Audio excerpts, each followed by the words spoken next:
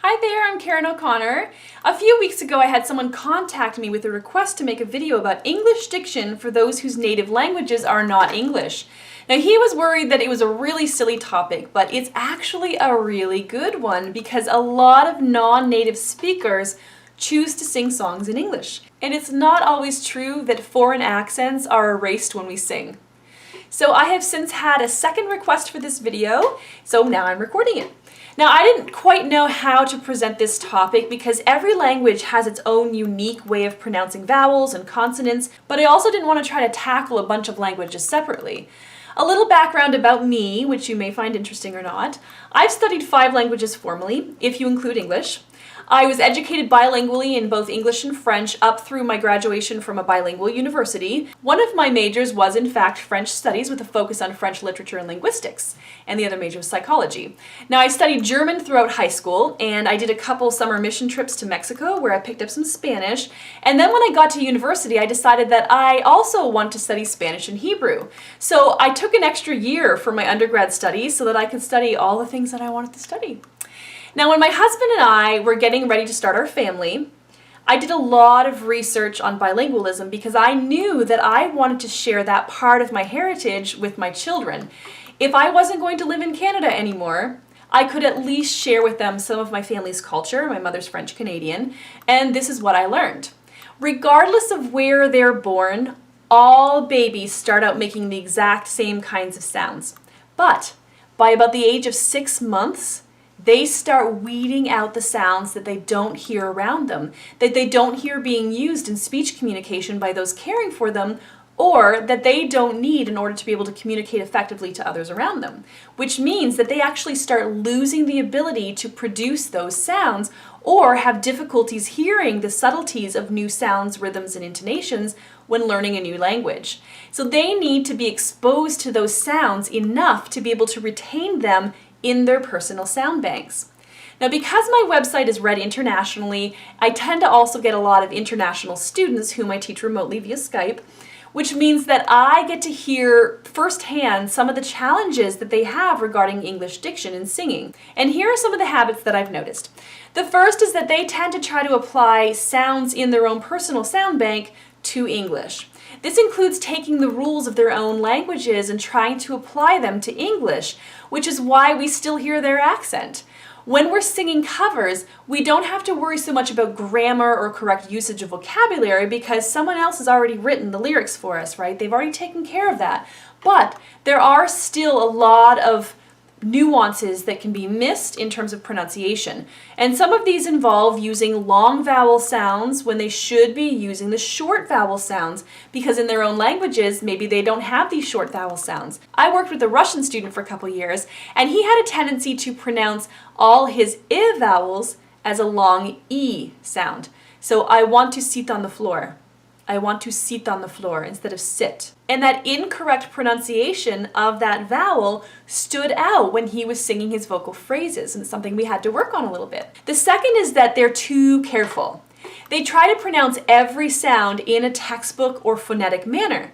Spoken English is a bit sloppy, and we have things like assimilation that occur in which 2 adjacent speech sounds start adopting some of each other's characteristics. Much of the time, the vowels in unstressed syllables are pronounced in a fairly indiscriminate manner. We use the schwa vowel a lot in our unstressed syllables, and even though in singing, syllables that are unstressed in speech might be given the same emphasis or musical duration within the song phrase, we still have to avoid phonetic pronunciation of them, or else they'll sound a little bit too odd or careful or unnatural. So let's take, for example, the word demons. I've extracted this from a vocal phrase. We could choose to pronounce the vowel in the second syllable as an O or an ah, as some native speakers are going to be tempted to do because those are in the sound banks within their own languages. And then we get something like, don't pay no mind to the demons, they fill you with fear.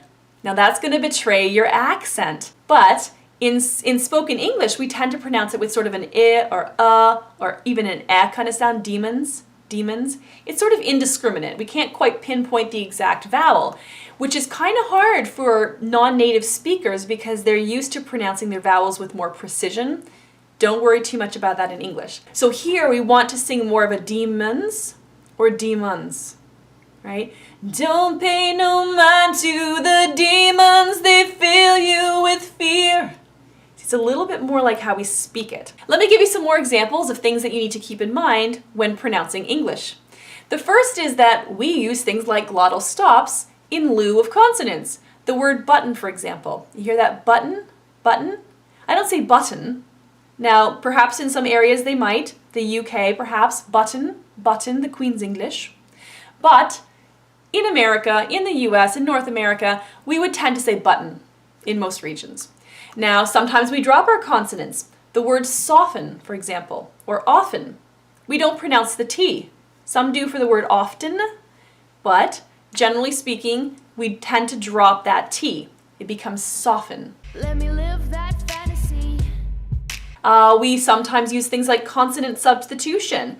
For example, we substitute sometimes a voiced consonant for an unvoiced consonant. Take the word butter, for example. We don't say butter, we say butter. We pronounce it with a D, butter. You may pronounce some of these consonants as written in a more formal style of singing, but in most commercial styles of solo singing, you wouldn't. It would just sound a little bit too odd. So for example, you might sing, anything you can do, I can do better. Sounds a little odd, right? It sticks out because we don't pronounce it that way in speech. So you would pronounce it a little bit more like you do in speech. Anything you can do, I can do better. I can do anything better than you. Anything you can do, I can do better. I can do anything better than you. See, it sounds a little bit more natural, a little bit like what you'd expect to hear in speech. Another thing that we tend to do is we add things that aren't there. So for example, we sometimes add unwritten semi-vowels. In the word feel, for example, if you were to pronounce it without this semi-vowel, it would sound like feel, feel. And that is actually something that I've heard in students, feel. So instead, we actually pronounce it with a little bit of a semi-vowel in between. Feel. Feel. It kind of makes it sound as though it's really more like two syllables now, but that is how we pronounce it, so keep that in mind. These are the kinds of things that foreign speakers have to keep in mind when they're singing in English.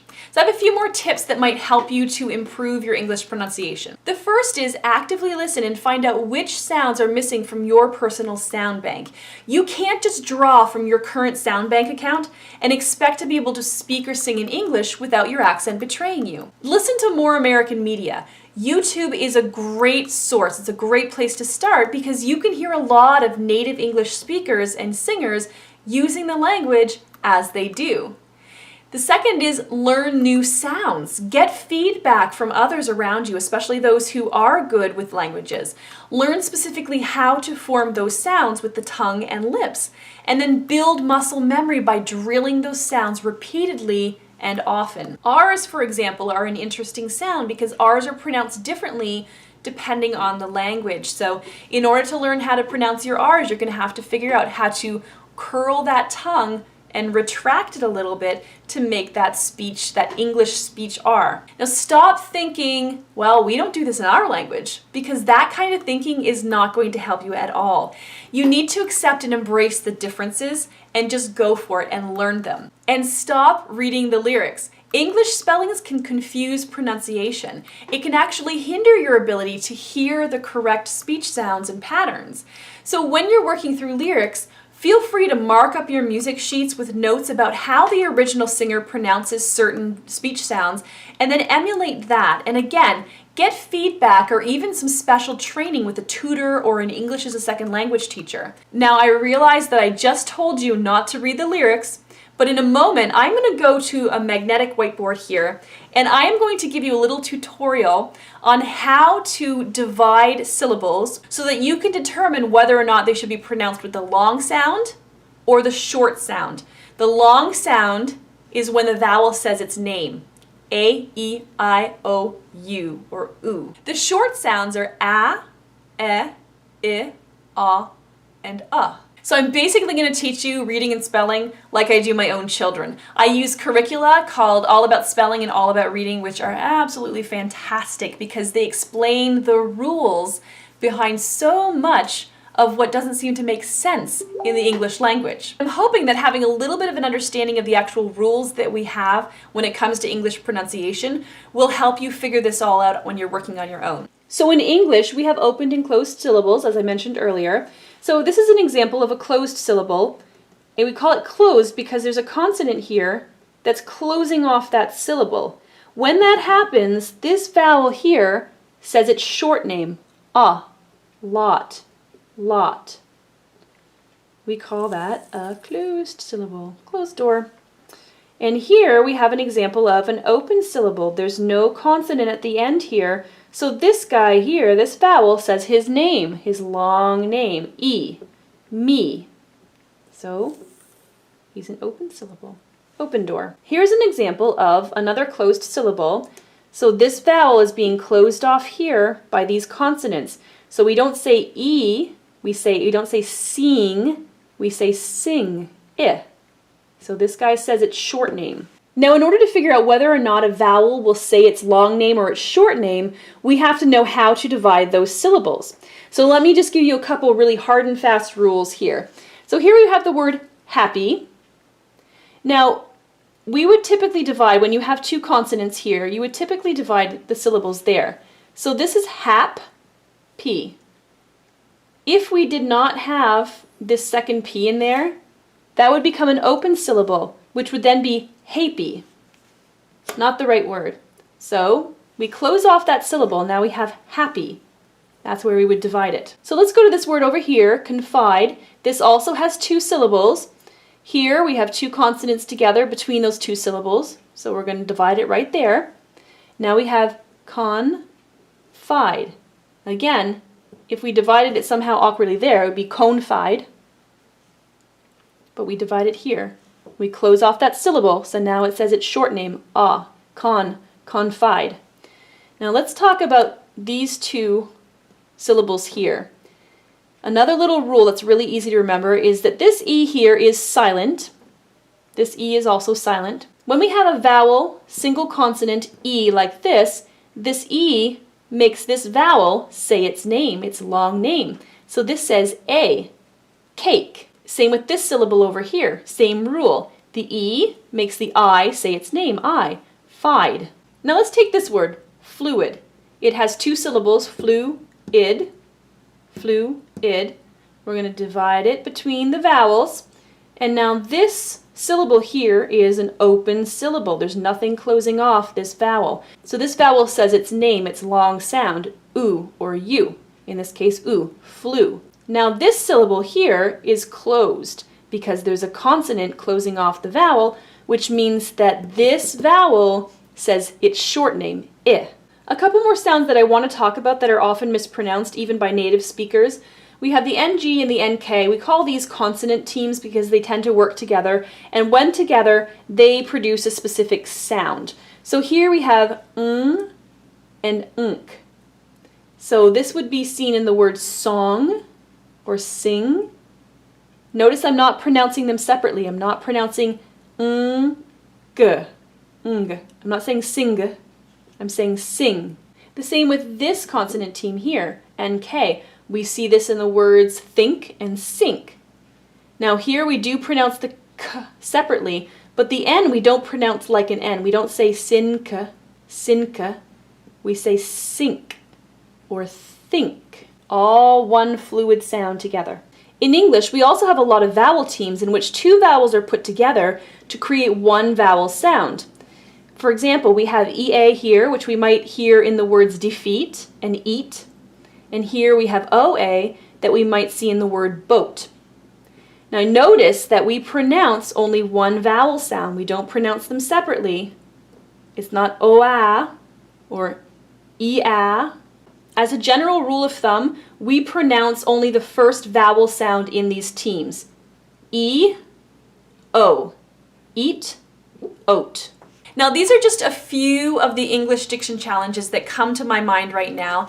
Please let me know if there are any others that I can help you with, and I'll be more than happy to post another video on this topic soon once I gather up some more specific examples. So I really hope this helps. Please let me know if it was helpful for you. The best way that you can let me know that this video was very helpful for you is to click the thumbs up and to subscribe to this channel. Thank you so much for watching today.